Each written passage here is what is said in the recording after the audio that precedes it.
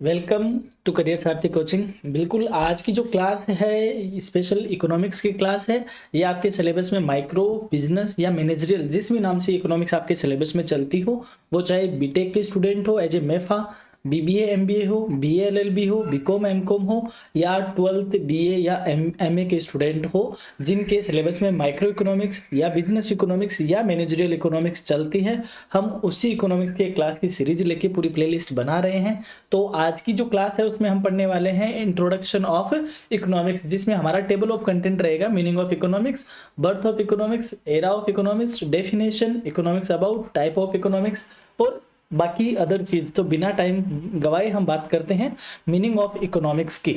तो इकोनॉमिक्स का जो मीनिंग है वो बेसिकली, जो इकोनॉमिक्स इंग्लिश वर्ड है, it is derived from two Greek word oikos and nemein, यानी कि ग्रीक लैंग्वेज के दो वर्ड है, एक ओइकोस नाम है और एक है नेमन। ओइकोस का मीनिंग होता है हाउस होल्ड, जबकि नेमन का मीनिंग होता है टू मैनेज, यानी हाउस होल्ड को हम मैनेज कैसे करें, यानी कि फैमिली की जो नीड्स है, फैमिली की जो जरूरत है उसको कैसे मैनेज करें, उसको बोलते हैं economics, which mean house hold management. यानी कि जब ग्रीक लैंग्वेज के ये दो वर्ड इंग्लिश में एडोप्ट किए गए तब उनसे जो वर्ड ओरिजिनेट हुआ दैट इज इकोनॉमिक्स। यानी इकोनॉमिक्स का मतलब है कि जैसे आपके घरों में जो आपकी मम्मी है, आपके घरों की क्या रिसोर्सेज है और उनके अकॉर्डिंग कैसे घरों की जो नीड है, अपनी डेली रूटीन की जो नीड है उसको हम किस तरीके से फुलफिल करते हैं, दैट्स एज ए इकोनॉमिक्स। यानी हम उसको क्या बोल सकते हैं, इकोनॉमिक्स बोल सकते हैं। तो हमने इकोनॉमिक्स का मीनिंग देखा कि ये ग्रीक लैंग्वेज के दो वर्ड से आए। अब बात करते हैं इकोनॉमिक्स का ओरिजिन कैसे हुआ। हम जब भी इकोनॉमिक्स के ओरिजिन की बात करते हैं, एडम स्मिथ नाम आता है। एडम स्मिथ को बोला जाता है the father of modern economics, यानी एडम स्मिथ को ही फादर ऑफ मॉडर्न इकोनॉमिक्स क्यों कहा जाता है। बात है 1776 एडी की, कि जो एडम स्मिथ है उनकी एक बुक पब्लिश होती है, an inquiry into the nature and causes of wealth of nation. यानी 1776 में एडम स्मिथ की एक बुक पब्लिश हुई और ये बुक का नाम बहुत इंपॉर्टेंट है। यहाँ पे इस बात को स्टार मार्क लगाओ, आपके जो शॉर्ट आंसर टाइप क्वेश्चन आते हैं वहां पे ये नाम पूछा जा सकता है। तो ऐसा क्या था इस बुक में, यानी कि बिफोर 1776 की बात करें तो जो इकोनॉमिक्स है वो अपने आप में एक इंडिपेंडेंट सब्जेक्ट नहीं होकर वह किसके साथ अलाइड होता था, वह पॉलिटिकल एथिक्स के साथ अलाइड होता था। यानी इकोनॉमिक्स का अपने आप में कोई नाम नहीं था, कोई वजूद नहीं था, वह पॉलिटिकल एथिक्स के अंडर आया करता था। But after the causes of wealth of nation book, यानी एडम स्मिथ की इस बुक के बाद दुनिया भर के जो भी उस विषय के सोचने वाले लोग थे, यानी इस सब्जेक्ट के जो एक्सपर्टीज थे उस टाइम के, उनका ध्यान इस बुक की ओर गया और इस बुक पर रिसर्च होनी स्टार्ट हुई और इस सब्जेक्ट में या इस फील्ड में रिसर्च हुई और इतनी रिसर्च हुई कि ये बुक पॉलिटिकल एथिक्स से निकल कर क्या बन गया, इंडिपेंडेंट सब्जेक्ट बन गया। कब, आफ्टर 1776 बाई एडम स्मिथ। यानी एडम स्मिथ की वजह से ये पॉलिटिकल एथिक्स से निकलकर इंडिपेंडेंट सब्जेक्ट बना और इकोनॉमिक्स एक सेपरेट तौर पे एक फील्ड बना। इसलिए पूरा क्रेडिट किसको दिया गया, एडम स्मिथ को दिया गया, कि एडम स्मिथ को बोला जाता है the father of modern economics. तो हम ये कह सकते हैं कि जो इकोनॉमिक्स का ओरिजिन है वो after 1776 AD by Adam Smith book an inquiry into the nature and causes of wealth of nation से हुआ है। That's why Adam Smith known as the father of modern economics.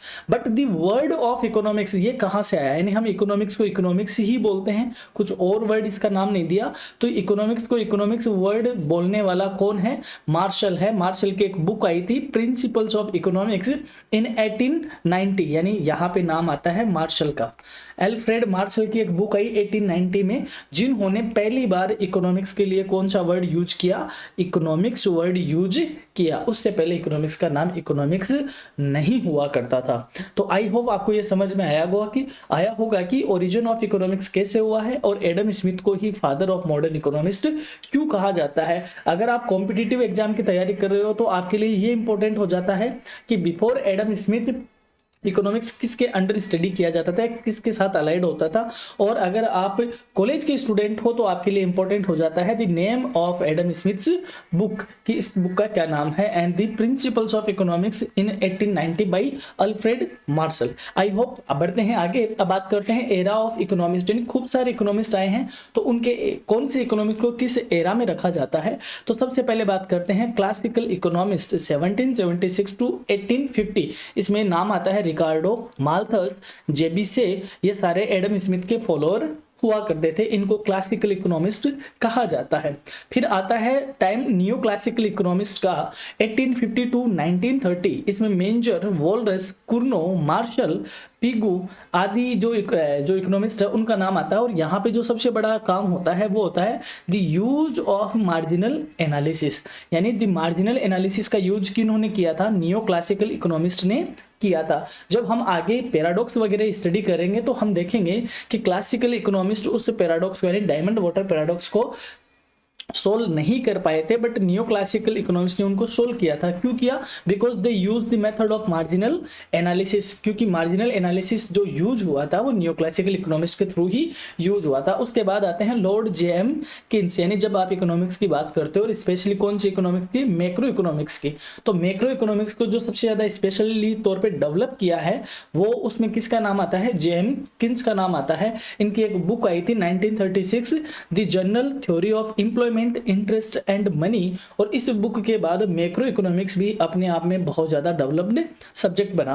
फिर है केंजियन इकोनॉमिस्ट, यानी Keynes के जो follower है उनको कौन से इकोनॉमिस्ट बोला जाता है, केंजियन इकोनॉमिस्ट, जिसमें हैंसन, हैरिस और हिक्स आदि इंपॉर्टेंट नाम आते हैं। नाउ पोस्ट केंजियन इकोनॉमिस्ट, यानी किन्स के बाद इनको मॉडर्न इकोनॉमिस्ट भी बोला जाता है। मॉडर्न इकोनॉमिस्ट जिसमें नाम आता है सैमुअलसन का, बोल्डिंग का, फ्रीडमैन का, पेंटिगन का, ये कुछ इकोनॉमिस्ट उसमें हैं। आई होप आपको एरा ऑफ इकोनॉमिस्ट समझ में आए होंगे। अभी ये क्यों इंपॉर्टेंट है आपको एरा और इकोनॉमिस्ट आपके सिलेबस में, तो मेरे ख्याल से नहीं होगा कहीं भी, बट जब आप आगे कई सारी थ्योरीज आप स्टडी करते हो वो मैक्रो और माइक्रो दोनों से रिलेटेड होती है, तो तब अगर आपको एरा आपको मालूम है कि कौन सा इकोनॉमिस्ट किस एरा से बिलोंग करता है तो आप उसको और भी ज्यादा अच्छे से क्या कर पाओगे, एक्सप्लेन कर पाओगे। Now we are moving on the definition of economics. Economics की डेफिनेशन क्या है? देखो इकोनॉमिक्स आज के टाइम पे इतना वाइड सब्जेक्ट है, इसका इतना ज्यादा एरिया है कि इसको पर्टिकुलर एक डेफिनेशन में बांध पाना क्या है, बहुत मुश्किल है। लेकिन अगर बात करें शुरुआत से तो अलग अलग इकोनॉमिस्ट ने इसके लिए अलग अलग डेफिनेशन बताई है और इकोनॉमिक्स का काम भी अलग अलग बताया है। सबसे पहले बात करते हैं एडम स्मिथ की, जिनका बोलबाला था 1776। इन्होंने जो डेफिनेशन दी थी वो वेल्थ ओरिएंटेड डेफिनेशन दी। इन्होंने कहा कि इकोनॉमिक्स का मीन्स होता है कि एक ह्यूमन बीइंग किस तरीके से अपने वेल्थ को अर्न करता है और उस वेल्थ का किस तरीके से वह कंजप्शन करता है। तो वेल्थ ओरिएंटेड डेफिनेशन देने वाले कौन है? Adam Smith. Now we are moving on Marshall. Marshall का जो बोलबाला है, इनकी जो स्पेशल बुक है 1890 में, जो कि प्रिंसिपल्स ऑफ इकोनॉमिक्स, और जिसमें पहली बार इकोनॉमिक्स के लिए कौन सा वर्ड यूज हुआ था, इकोनॉमिक्स वर्ड यूज हुआ था। और इन्होंने कहा, इन्होंने जो डेफिनेशन दी थी वो थी कौन सी, वेलफेयर डेफिनेशन। इन्होंने कहा कि वेल्थ तो क्या है, जो धन है, वेल्थ तो क्या है, वेल्थ इज ए मीन, यानी वेल्थ तो एक जरिया है जिसके थ्रू हमें किसको अचीव करना है, वेलफेयर ऑफ सोसाइटी। हमें ह्यूमन का वेलफेयर अचीव करना है थ्रू दी वेल्थ। इस तरीके की डेफिनेशन देने वाले कौन? मार्शल। फिर बात आती है रॉबिन्स की। रॉबिन्स बोलते हैं कि नहीं, जो इकोनॉमिक्स है वो किस रिलेटेड है, स्केर्सिटी से रिलेटेड है, यानी कि हमारी जो वांट है वो क्या है, अनलिमिटेड है, और उस वांट को पूरा करने के जो हमारे पास मीन्स है दैट इज वेरी लिमिटेड या वेरी स्केयर। तो हम कैसे हमारे लिमिटेड मीन्स से या लिमिटेड रिसोर्सेज से हमारी अनलिमिटेड वांट्स को सेटिस्फाई करें, उससे उसकी स्टडी करने वाली जो ब्रांच है उसको क्या बोला, इकोनॉमिक्स बोला। किसने? रॉबिन्स ने बोला। तो रॉबिन्स कहते हैं कि इकोनॉमिक्स स्केर्सिटी को एनालाइज करने वाली एक सब्जेक्ट है, यानी कि इन्होंने इकोनॉमिक्स को स्केर्सिटी के साथ अलाइड किया। Now we are moving on Samuelson. Samuelson कहता है कि इकोनॉमिक्स का जो अल्टीमेट टारगेट है that is growth of society, growth of economy, यानी इकोनॉमिक्स का टारगेट ही क्या है, ग्रोथ करना है। तो अलग अलग टाइम पे अलग अलग इकोनॉमिस्ट ने इसकी डेफिनेशंस को अलग अलग तरीके से डिफाइन किया है, बट आज के टाइम पे इकोनॉमिक्स इतना लार्ज और इतना वाइड सब्जेक्ट बन गया है कि इसको पर्टिकुलर एक डेफिनेशन में बांध पाना क्या है, मुश्किल है। बट जो इकोनॉमिक्स की जो हम जो पॉपुलर डेफिनेशन लेते हैं वो स्केर्सिटी से रिलेटेड ही लेते हैं, जो किसने दी थी, रॉबिन्स ने दी थी। रॉबिन्स एक मॉडर्न इकोनॉमिस्ट में माने जाते हैं। बढ़ते हैं आगे, now we are moving on that what is economics about. अब हम बात करते हैं इकोनॉमिक्स एक्चुअली रिलेटेड किस चीज से है, यानी कि we human being have unlimited wants. अभी हमने रॉबिन्स की बात करी कि हमारी जो वांट है वो क्या है, अनलिमिटेड है, बट हमारे पास जो सोर्सेज है वो सारे के सारे क्या है, लिमिटेड है। तो हमारे सामने एक प्रॉब्लम अराइज होती है और उस प्रॉब्लम को हम क्या बोलते हैं, इकोनॉमिक प्रॉब्लम बोलते हैं। हम इस इकोनॉमिक प्रॉब्लम का जहां पे एनालिसिस करते हैं या जिस तरीके से एनालिसिस करते हैं वहाँ पे हमारे पास कौन सा सब्जेक्ट अपने आप अराइज होता है, इकोनॉमिक्स होता है। यानी कि हम इस तरीके से हमारी इकोनॉमिक प्रॉब्लम को क्लियरिफाई करते हैं या किस तरीके से उसको मैनेज करते हैं through the limited resources to fulfil the unlimited want.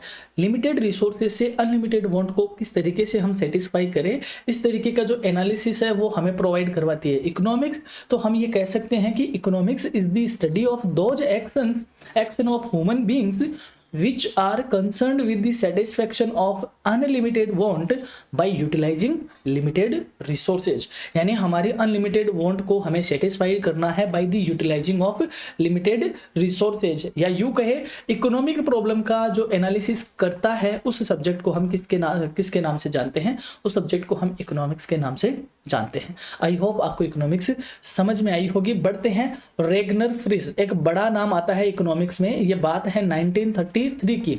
जो रेगनर फ्रिस है ये नॉर्वे यूनिवर्सिटी के क्या हुआ करते थे, प्रोफेसर हुआ करते थे। 1933 में इन्होंने इकोनॉमिक्स को दो पार्ट में डिवाइड किया, या यूं कहा कि इकोनॉमिक्स दो तरीके का है, एक माइक्रो इकोनॉमिक्स है और दूसरा कौन सा है, macro economics. In micro economics we studies individual economic units like consumer, firm, focusing on demand, supply, pricing and market behaviour. यानी रेगनर फ्रिस कहते हैं कि माइक्रो इकोनॉमिक्स एक ऐसा इकोनॉमिक्स है जिसमें हम किसको स्टडी करते हैं, स्मॉल यूनिट्स को स्टडी करते हैं, छोटे एग्रीगेट को स्टडी करते हैं, छोटे छोटे जो पैकेट्स है या यूनिट है उनको स्टडी करते हैं। वो किससे रिलेटेड हो सकते हैं, वो कंज्यूमर से रिलेटेड होते हैं, वो फर्म से रिलेटेड होते हैं, वो पर्टिकुलर एक बिजनेस यूनिट से रिलेटेड होते हैं। That is known as the economic micro economics. But in macro economics we examine the entire economy. हम जब पूरी इकोनॉमी को स्टडी करते हैं तो वह कौन सी इकोनॉमिक्स का सब्जेक्ट मैटर होता है, वो होता है मैक्रो इकोनॉमिक्स की। उसमें हम क्या करते हैं, analysing GDP, inflation, unemployment and government policies affecting overall economic growth की। यानी हम ओवरऑल इकोनॉमिक ग्रोथ को जहां स्टडी करते हैं, एंटायर इकोनॉमी को जहां स्टडी करते हैं, that branch is known as the macro economics. तो माइक्रो एंड मैक्रो का जो सेपरेशन है वो किसके द्वारा किया गया, रेगनर फ्रिस के द्वारा इन 1933। और ये कहाँ के थे, नॉर्वे यूनिवर्सिटी के प्रोफेसर थे। तो यहाँ पे आपको इंपॉर्टेंट ये ध्यान रखना है कि what is micro economics about and what is macro economics about. यानी हमें इसका आंसर कहाँ मिलता है, यानी जब आप कहीं बात करते हो कि हम सेविंग करते हैं, क्या करते हैं, सेविंग करते हैं। तो एक अगर इंडिविजुअल लेवल की बात करें तो सेविंग करना क्या बात है, एक अच्छी हैबिट है, एक बढ़िया आदत है अगर आप सेविंग करते हो तो। बट मैं यहाँ पे ये कहूँ कि अगर पूरी सोसाइटी सेविंग करने लग जाए, पूरी सोसाइटी क्या करने लग जाए, सेविंग, यानी आम आदमी सेविंग करने लग जाए, बचत करने लग जाए और कोई इन्वेस्टमेंट करे ही ना, पैसा आए और उसको चीनी के डब्बे में डाल के रख दे, तो क्या ये गुड इफेक्ट है या गुड हैबिट है? तो आप कहोगे नहीं, इससे तो इकोनॉमी एकदम ठप पड़ जाएगी। तो बस इसी क्वेश्चन का आंसर जो देता है वो हमें कौन देता है, माइक्रो इकोनॉमिक्स। हो सकता है कुछ चीजें मैक्रो लेवल पे एक अच्छी बात होती है, but at macro level, sorry, कुछ चीजें माइक्रो लेवल पे अच्छा हो सकता है, बट एट मैक्रो लेवल उसके आंसर अलग हो सकते हैं। तो इस चीज को एनालिसिस हम कहाँ करते हैं, माइक्रो एंड मैक्रो में। आई होप आपको ये चीज समझ में आई होगी। Now we are moving on business और मैनेजरियल इकोनॉमिक्स। देखो माइक्रो इकोनॉमिक्स आपने अभी देखा, जिनके सिलेबस में माइक्रो चलती है, माइक्रो का मतलब होता है स्मॉल यूनिट्स की स्टडी करने वाली economics, that is micro economics. But business और मैनेजरियल इकोनॉमिक्स में क्या होता है, यानी ये हमारी इकोनॉमिक्स है, क्या है, इकोनॉमिक्स, और ये हमारा बिजनेस है, ठीक है। तो हम जब इकोनॉमिक्स को किसके साथ यूज करें या किस में यूज करें, बिजनेस में यूज करें, और क्यों करें ये यूज, ताकि हमारे जो डिसीजंस है, डिसीजन मेकिंग है वो क्या हो जाए, इजी हो जाए। तो हम अच्छे डिसीजन लेने के लिए, इजी डिसीजन लेने के लिए, डिसीजन मेकिंग को फैसिलिटेट करने के लिए इकोनॉमिक थ्योरीज को कहाँ यूज में ले, बिजनेस में यूज ले या मैनेजमेंट के पॉइंट ऑफ व्यू से यूज में ले, तो इस ब्रांच को क्या बोला जाता है, बिजनेस और मैनेजरियल इकोनॉमिक्स। ऐसा कब से हुआ इसको हम समझते हैं। यानी बात है सेकेंड वर्ल्ड वॉर के बाद की। सेकेंड वर्ल्ड वॉर, अब चाहे लड़ाई कैसी भी हो, कोई भी कंट्री उसमें जीते हारे, लेकिन जो भी अगर वॉर में इन्वॉल्वमेंट होगा वह डेफिनेट सी बात है उसकी इकोनॉमी डैमेज होगी ही होगी, उसका कोलैप्स होगा ही होगा। तो आफ्टर सेकेंड वर्ल्ड वॉर जब बिजनेस या कहे जब इंडस्ट्री है ये बुरी तरीके से क्या हो चुके थे, कोलैप्स हो चुके थे, डैमेज हो चुके थे, तब जो दुनिया भर के इकोनॉमिस्ट है उन्होंने सजेशन दिया, या यूं कहे उनके सजेशन से कौन सी थ्योरी, इकोनॉमिक्स की जो थ्योरीज है उनको किस में यूज करना स्टार्ट किया, बिजनेस में प्रैक्टिकली यूज करना स्टार्ट किया, ताकि बिजनेस की जो ग्रोथ है वो रैपिडली हो सके और सही डायरेक्शन में हो सके। तो फिर बाद में ये ट्रेंड बन गया, धीरे धीरे ये क्या बन गया, ट्रेंड बन गया कि इकोनॉमिक्स की थ्योरीज को किस में यूज में लेना है, बिजनेस में यूज में लेना है। तो एक नई ब्रांच बनी इकोनॉमिक्स की और उसको हम किस नाम से जानते हैं, बिजनेस और मैनेजरियल इकोनॉमिक्स। आई होप आपको ये समझ में आया होगा। तो आप ये भी कह सकते हो कि बिजनेस और मैनेजरियल इकोनॉमिक्स का बर्थ कब से माना जाता है, तो ये एक ट्रेंड है जो कि आफ्टर सेकेंड वर्ल्ड वॉर के बाद शुरू हुआ था। तो हम पढ़ लेते हैं। The integration of economic theory with business practice is known as business economics। यानी कि बिजनेस प्रैक्टिस के साथ या बिजनेस फर्म के साथ किसका इंटीग्रेशन हो जाए, इकोनॉमिक थ्योरीज का इंटीग्रेशन हो जाए, उसको हम किस नाम से जानते हैं, बिजनेस इकोनॉमिक्स और managerial economics. It is also known as managerial economics. क्या होता है, the theory of economics provide the tools, यानी कि जो इकोनॉमिक्स की जो थ्योरीज है वो बिजनेस में ऐसे टूल प्रोवाइड करवाते हैं which of explain various concept as demand, supply, cost, price, competition etcetera. यानी कि इकोनॉमिक्स की थ्योरीज को जब हम बिजनेस में यूज करते हैं तो वह कई तरीके के टूल प्रोवाइड करवाते हैं। उन टूल को एनालाइज करके, उन टूल के थ्रू एनालिसिस करके हम demand forecasting, supply, cost, price, competition और मेनी मोर थिंग्स हम क्या कर सकते हैं, एनालाइज कर सकते हैं।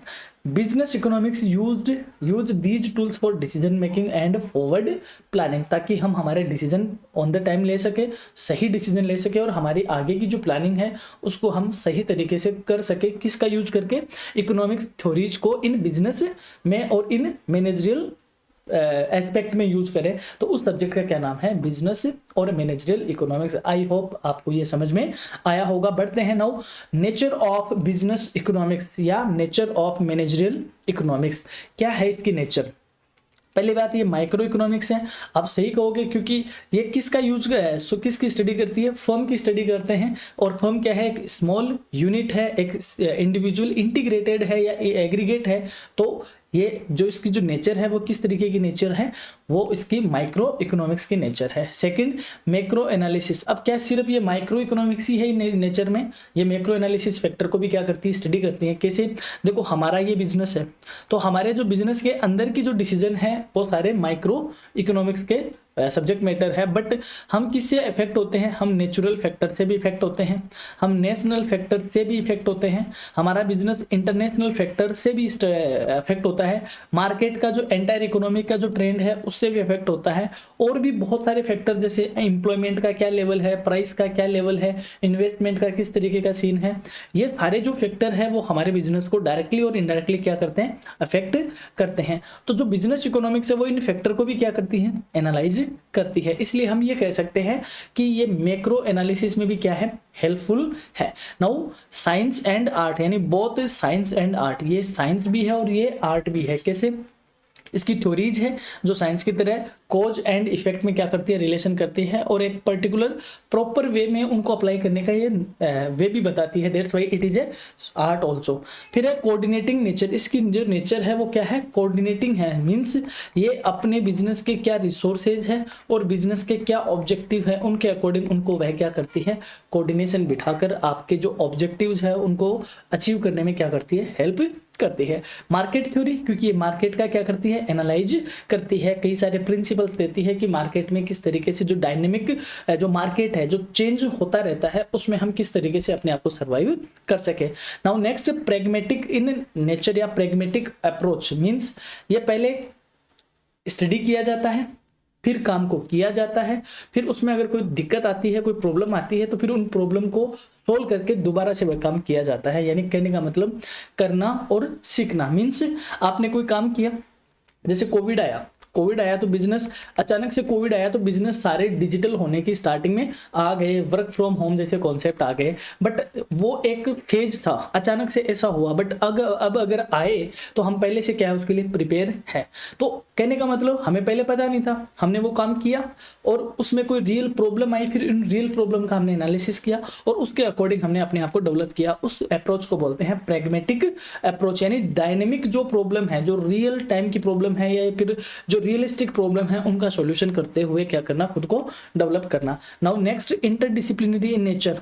इसकी जो डिसिप्लिन है, जो इसकी जो नेचर है वो इंटरडिसिप्लिनरी है। इकोनॉमिक्स अपने आप में अकेला नहीं है, इकोनॉमिक्स के साथ मैथमेटिक्स अलाइड है, स्टैटिस्टिक्स अलाइड है, अकाउंट्स अलाइड है, साइकोलॉजी अलाइड है और मेनी मोर। इसके फाइनेंस, बैंकिंग, बहुत सारे इसके साथ जो सब्जेक्ट है वो सारे अलाइड है। दैट मीन्स हम ये कह सकते हैं इकोनॉमिक्स क्या है, एक इंटरडिसिप्लिनरी नेचर का है। फिर है रिफाइंड सब्जेक्ट, ये इंपॉर्टेंट हो गया। रिफाइंड मतलब जिसको रियल प्रॉब्लम के साथ एनालाइज करते हुए एकदम रिफाइंड वे में हम लेके आए, उसको बोलते हैं रिफाइंड सब्जेक्ट। यानी हम बात करें जो रेगुलर इकोनॉमिक्स है या जो हमारी ओल्ड इकोनॉमिक्स है या जो क्लासिकल इकोनॉमिक्स है, उसमें क्या होता है, उसमें उस टाइम की कुछ एजम्पशंस ली हुई है, उस टाइम की क्या है ली हुई है, एजम्पशंस ली हुई है। बट अगर हम बात करें बिजनेस और मैनेजरियल इकोनॉमिक्स की, तो ये बात करता है करंट की, करंट में क्या अप्रोच है, करंट में क्या सिचुएशन है, मार्केट का सिनेरियो क्या है, उनके अकॉर्डिंग ही अपने आप को डेवलप करती है। तो ये सब्जेक्ट क्या है, बहुत ज्यादा रिफाइंड है क्लासिकल इकोनॉमिक्स के पॉइंट ऑफ व्यू से। तो ये इसकी कुछ नेचर हमने देखी। Now we are moving on scope of business economics या स्कोप ऑफ मैनेजरियल इकोनॉमिक्स का क्या स्कोप है, इसमें क्या क्या स्टडी किया जाता है। First of all demand analysis and forecasting. यानी कि हमें क्या कर सकते हैं, हम माइक्रो इकोनॉमिक्स की जो थ्योरीज है उनका यूज करते हुए बिजनेस और मैनेजर क्या करता है, डिमांड का एनालिसिस करता है। फिर अकॉर्डिंग टू डिमांड एनालिसिस वो किसका मैनेजमेंट करते हैं, प्रोडक्शन का मैनेजमेंट करता है। यानी डिमांड से उसको ये आंसर मिल जाता है कि हमें मार्केट में क्या सप्लाई करना है और किस तरीके से सप्लाई करना है। फिर उसकी जो सेकंड चीज आती है प्रोडक्शन। अब हमें प्रोडक्शन करना है तो कितना करना है, किस तरीके से करना है, उस सब का मैनेजमेंट वह प्रोडक्शन थ्योरीज के अकॉर्डिंग कर लेता है। फिर आता है कॉस्ट एनालिसिस कि कॉस्ट कौन कौन सी है, फिक्स कॉस्ट किस हिसाब से, वेरिएबल किस हिसाब से और अदर कॉस्ट किस हिसाब से, और हम उसको किस तरीके से मिनिमाइज कर सकते हैं। फिर उसके बाद कॉस्ट का जब आइडिया लग गया तो हम हमारे क्या डिसाइड करेंगे, प्राइस डिसाइड करेंगे। उसके लिए हमारी क्या पॉलिसीज है, किस तरीके से हमें प्राइस का डिटर्मिनेशन करना चाहिए, वो सारी बातें। फिर है उस चीज को मार्केट में हम बेचेंगे हमारे प्रोडक्ट को तो हमें क्या होगा, प्रॉफिट होगा। उस प्रॉफिट को हमें किस तरीके से मैनेज आउट करना है, यानी हमें कितना एज ए डिविडेंड बांट देना है, कितना हमें री इन्वेस्ट करना है, कितना हमें बचाना है बिजनेस में। तो ये सारे मैनेजमेंट कहाँ होते हैं, प्रॉफिट मैनेजमेंट बोले जाते हैं। बिजनेस इकोनॉमिक्स या मैनेजरियल इकोनॉमिक्स इसमें हेल्प करती है। इसके अलावा हम कैपिटल डिसीजन लेने में भी क्या करती है, बिजनेस इकोनॉमिक्स हेल्प करती है कि हमें हमारी जो कैपिटल उसको किस तरीके से एक्सपेंड करना चाहिए या हमें कब कितनी वर्किंग कैपिटल को अपने पास रखना है। और लास्ट ये बात करती है वेलफेयर की, तो हमें किस तरीके से सोसाइटी का वेलफेयर करना है, हम किस तरीके से इकोनॉमिक्स को एथिकल तौर पे यूज करते हैं या किस तरीके से हम बिजनेस एथिक्स को यूज करते हुए मार्केट में खुद को सर्वाइव करते हैं। आई होप आपको ये स्कोप ऑफ इकोनॉमिक्स समझ में आया होगा। सिंपल सी चीज है, क्या बनाना है, कितना बनाना है, क्या उसकी कॉस्ट होगी, उसकी प्राइस क्या होगी, हम प्रॉफिट को कैसे मैनेज आउट करेंगे, किस तरीके से अपने बिजनेस को एक्सपेंड करेंगे, ये सारे डिसीजन कहाँ लिए जाते हैं या इन सारे डिसीजन में कौन हेल्प करता है, बिजनेस और managerial economics. Now we are moving on the relationship of business managerial economics with other subject. अब इकोनॉमिक्स का यानी बिजनेस इकोनॉमिक्स का अदर सब्जेक्ट के साथ क्या रिलेशन, हमने कहा पहले ये मल्टी डिसिप्लिनरी नेचर का है, मल्टी डिसिप्लिनरी सब्जेक्ट है। फर्स्ट ऑफ ऑल बात करते हैं इकोनॉमिक्स। कौन सी इकोनॉमिक्स, ये बात कर रहा है रेगुलर इकोनॉमिक्स की या यूं कहे मैक्रो इकोनॉमिक्स की। तो business economics use micro and macro economic principles for decision making, दोनों तरीके के प्रिंसिपल को यूज करता है। दैट मीन्स ये नहीं कि ये सिर्फ माइक्रो की बात करता है। अभी हमने कहा कि हमारा जो बिजनेस है वो एक ऐसे एनवायरमेंट में, एटमॉस्फेयर में काम करता है जहाँ पे many kind of macro economic factor होते हैं, such as employment level, price level, natural factor, society cultural factor, national international factor. तो उन सारे फैक्टर के लिए वह डिसीजन मेकिंग में किसको यूज करता है, मैक्रो और माइक्रो दोनों तरीके की टेक्निक्स को यूज करता है। फिर है फाइनेंस। अब हम सारा काम किसके लिए करते हैं भाई, प्रॉफिट। इकोनॉमिक्स का तो नाम ही किससे है, इकोनॉमिक्स से है, यानी वेल्थ वाली एक्टिविटीज, इकोनॉमिक एक्टिविटीज। तो किस तरीके से इन्वेस्टमेंट होगा, बजटिंग क्या होगी, रिस्क का मैनेजमेंट कैसे होगा, ये सारी चीजें एनालाइज करने के लिए किसका साथ चाहिए, फाइनेंस का साथ चाहिए। फिर है स्टैटिस्टिक्स एंड इकोनोमेट्रिक्स, यानी डेटा एनालिसिस करना, फोरकास्टिंग करना और उनके थ्रू डिसीजन लेना। यानी दुनिया भर में जितने भी डिसीजन लिए जाते हैं उन सब में कौन यूज होती है, स्टैटिस्टिक्स यूज होती है। और बिजनेस इकोनॉमिक्स तो हेल्प ही किस में करती है, बिजनेस की डिसीजन मेकिंग में। That's why it is very close related with statistics. Now accounting.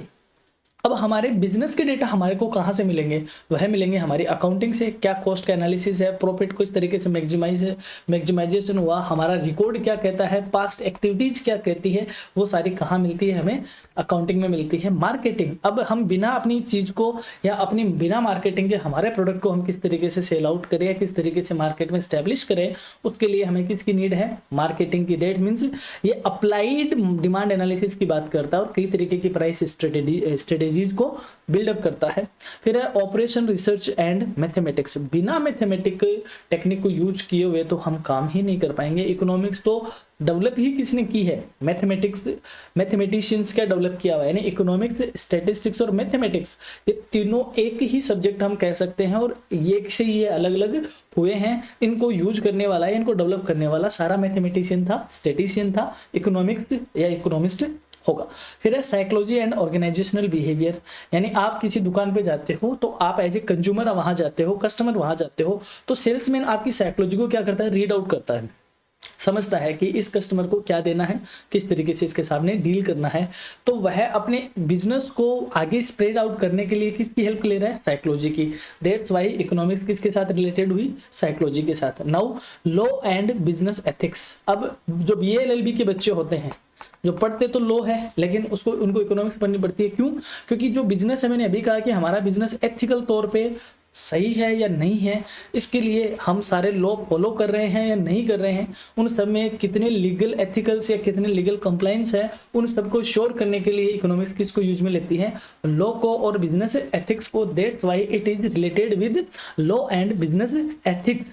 तो हम ये कह सकते हैं कि बिजनेस इकोनॉमिक्स या managerial economics, economics, finance, statistics, accounting, marketing और साइकोलॉजी एंड बिजनेस एथिक्स सबके साथ क्या है, रिलेटेड है। इनका इन सब्जेक्ट के साथ अच्छा रिलेशन है। तो ये हमारी क्लास थी इकोनॉमिक्स की, जिसमें हमने इंट्रोडक्शन ऑफ इकोनॉमिक्स पढ़ा है। अब अगर आप बीटेक के स्टूडेंट हो, BBA MBA LLB BCom MCom 12th BA MBA MA के स्टूडेंट हो, तो ये सब्जेक्ट आपके लिए बहुत ज़्यादा, ये क्लास बहुत ज़्यादा हेल्पफुल है। आप हमारी प्लेलिस्ट से ये सारी चीज़ें देख सकते हो। अगर आप शेखावत यूनिवर्सिटी, राजस्थान यूनिवर्सिटी या ALU अम्बेडकर लॉ यूनिवर्सिटी में अगर आप स्टडी करते हो तो आपके लिए करियर साथी कोचिंग लेके आता है बहुत सारा शानदार स्टडी मटेरियल। यहाँ तक की क्लास देखने के लिए धन्यवाद। जुड़े रहिए, बने रहिए करियर साथी कोचिंग के साथ। जल्द ही हम एक क्लास के साथ आपके सामने हाजिर होंगे। थैंक यू, नमस्कार।